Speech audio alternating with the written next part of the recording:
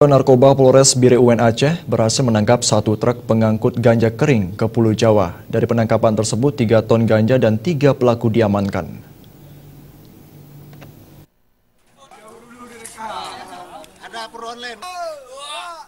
Aparat kepolisian Polres Biren Aceh berhasil menangkap satu truk bermuatan 3 ton ganja kering siap edar. Truk ini ditangkap saat sedang dalam perjalanan menuju Jakarta di Desa Tepok, Kecamatan Jempa, Biren Aceh. Sebelumnya aparat kepolisian mendapatkan informasi dari masyarakat saat truk pengangkut ganja tersebut berhenti sesaat di sebuah rumah makan. Setelah diperiksa ternyata truk tersebut bermuatan 3 ton ganja kering yang telah ditutupi rapat dengan karton bekas. Bersama barang bukti ini, polisi juga menangkap 3 orang pelaku yang mengaku berperan sebagai kurir, masing-masing Rusli 50 tahun sebagai supir, Yuswitar 47 tahun, dan Faisal sebagai kernet. Menurut pengakuan tersangka, hanya mendapat 150 juta rupiah dari pemilik ganja tersebut jika ganja ini berhasil diantar ke Jakarta.